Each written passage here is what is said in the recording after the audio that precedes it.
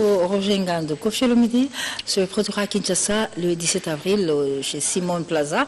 Mais en attendant ce rendez-vous, eh bien, le 7 avril, il devra à nouveau retourner à Kenya Nairobi pour une deuxième production à la demande générale. Et c'est une production de Jules Ntsana qui nous annonce par la même occasion que Kelvis Ngoyesoa et Johnny Lopez seront de la partie. Ce rendez-vous du 7 avril, eh bien, Koffi Olomide le confirme à travers cette interview qu'il a accordée à notre confrère Dieudonné Yangumba. Olomide en image.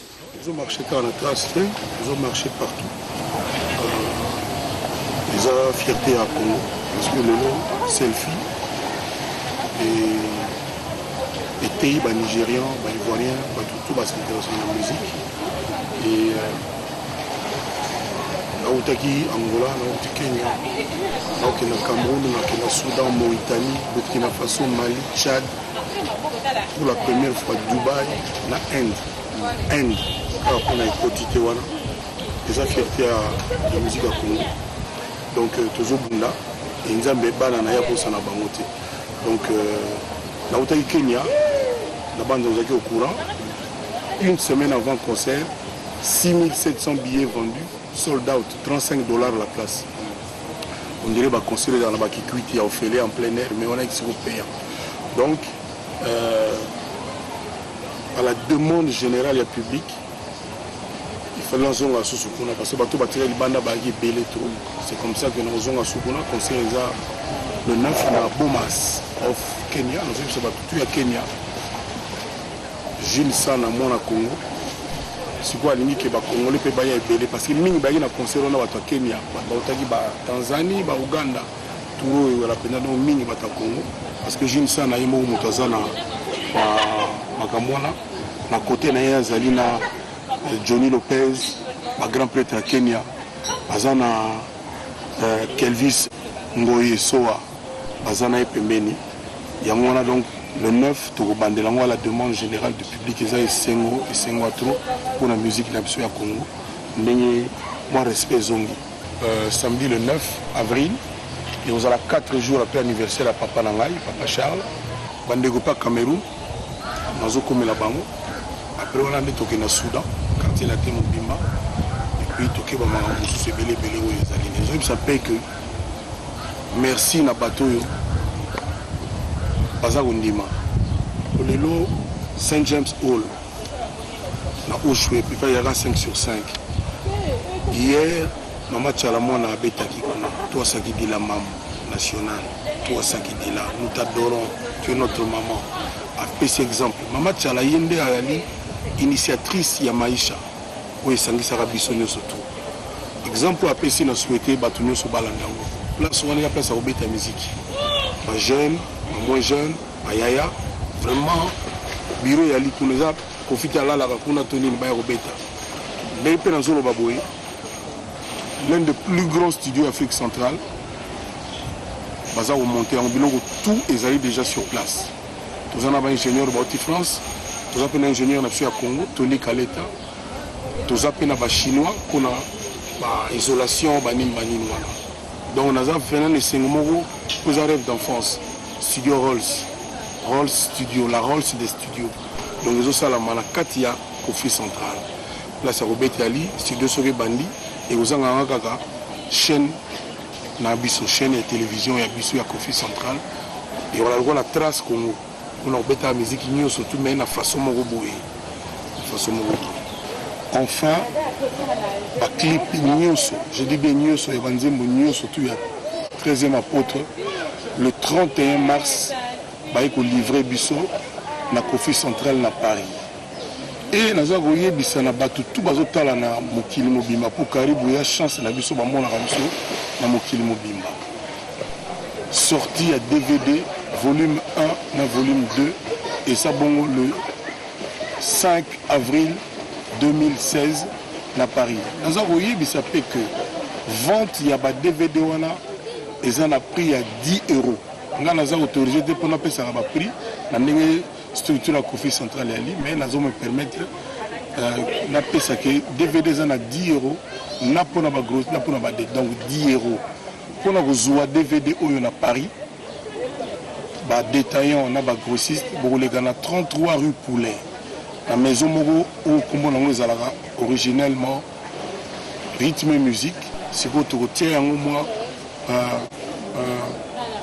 Kofi Central, rythme et musique. Tout ça, on a moi la sous-location.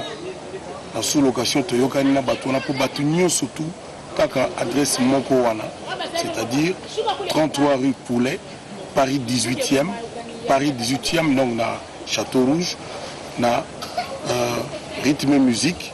Maison Mogo, il y a M. Samir que je salue. Moutaba Sandra Kazadi, Moutaba Tuturoba, Moutaba Christelle Mangaya. Donc on a reçu DVD volume 1 et volume 2, on a pris à 10 €. La ligne Tembalo Bako Sabatou, 10 €, 33 rue Poulet, na Paris 18e, la Château Rouge. Pour nous reçoit DVD, on a parti, il y a le 5 avril, sortie mondiale. Monsieur Pena Braza et au Komakaka Ndenge et Salagi Maleleki pour vous en. Donc tous les 48 maisons à 2 volumes, 10 €, 10 €.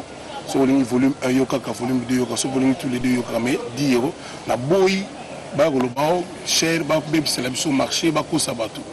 Donc voilà l'information essentielle. Les gars, qui va la Kenya, une fois encore, le 9, na Bomas of Kenya, Bourgeois et Kotité, la chanson planétaire, où mettre tout d'accord. Le monde qui battu, on va y mettre tout là, la moi trop, bazongi le pena boulot. On sentit que moi, clip continue ça c'est bien. Moi, je voulais ça. Selfie et servir dans quelque chose, et servir le rôle à moi, exemple, et ça, c'est vraiment bien.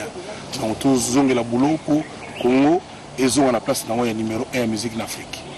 Je remercie Dieu donné, c'est quand même une opportunité d'expliquer à mon lieu à Caribou. Le rendez-vous est pris donc le 9 avril avec Kofi Olomide à Nairobi, une production de Jules Ntana. Évidemment, Roger Vouda depuis Paris nous fait savoir qu'il sera également lors de cette production de Mopao au niveau de Nairobi.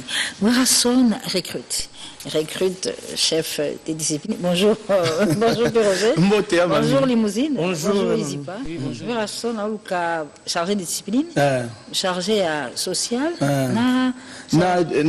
Chef à répétition. Chef à répétition. Ils ont recrutement. Mbote na baimboka bozota biso, ils ont recrutement. Quand ces alliés, moi c'est moi boy, moi na mboka Werason, aza ko modifier na kati ya orchestre. Donc tout le baboy. Mardi, mercredi, jeudi, la spéciale répétition. Pambate na spéciale répétition là, moi na mboka Werason na pesi bokondi. Na ba fanatique na comme d'habitude. Akoli na pe ko nommer, mais a pesi bokondi na ba fanatique na ye, ba pona. Donc ma pona maison na maison mère. Toza ko pona chef il y a discipline, chef il y a répétition, peut charger il y a social. Ba musicien to ba candidat. Les conditions pour être candidat au outil di bando yo. Te balanga nzembo ba musicien na biso ba Tade ba Limbonda ba Diego ba Olivier ba candidat c'est pas Bolotin azal ko la chef donc président ya Seni et Bolotin tout ce ko ya président Seni donc na simande bureau na biso administration ba ko pesa verdict ba ko ba nani a commis chef ya répétition ba spéciale élection spéciale élection ba fanatique ba ya ko pona ba ya maluma avocat Israël référence à d'autres sur la Mwanda candidat Bagila yazali membre d'honneur Bagila do ya bisengwa ba Eric Ize $10 000 c'est quoi ba ya kopona limousine yo a candidat ouais nga za candidat to voter ba za ba candidat yo a candidat te nga za candidat te taka biso kokota na siko ba otsa onde ni no biso photo zona mata na biso bon on est to kokota na limousine. Ouais, mingi nga on peut ça va mbote parce que na bakisa na piko jamais na moni nyosho conclure déjà donc ça allait bien mingi moi to kaka et ça la moi bien na pisi mbote na vient nga maluma avocat na pale Gabi Ndombasi na Matadi ainsi que docteur Pichu Mushungu na Bosante tonto Awundu Claude Kabe ya Corino Prophet Tex na pisi mbote na vient ngai Alain Chibango isipa bo se pesa nana ka mandat ta la biso Simon Kibukidi amour ezan sakave Nazala kambamba na bolingo Simon Ona za médaille na paku ya bolingo na ye. Merci beaucoup Limousine Isipa. Bonne fête de Pâques Roger. Merci à vous. Qu'est-ce qui se passe avec le GPCBG Pourquoi Baïnga Pasika Pourquoi Chéri est absent? Oui, il était absent, il était à Brazzaville, il est revenu. Et durant sa fructueuse carrière, Papa Chéri Jimempiana s'est démarqué de ses collègues musiciens en composant toutes sortes des chansons, entre autres anthologiques, je vois Fait de l'amour, philosophique, Chantal Lumba, moralisatrice, Banalunda, rassembleuse RDC, réconciliatrice Esaou, et poétique, je vois Je suis là.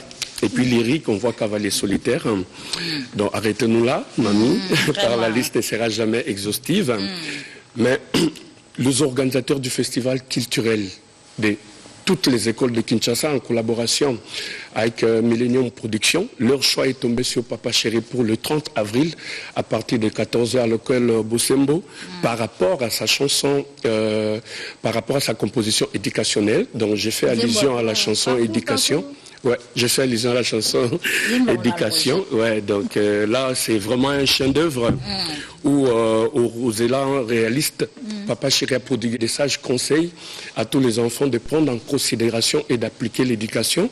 Et il a aussi moralisé les parents à prendre en charge leurs enfants.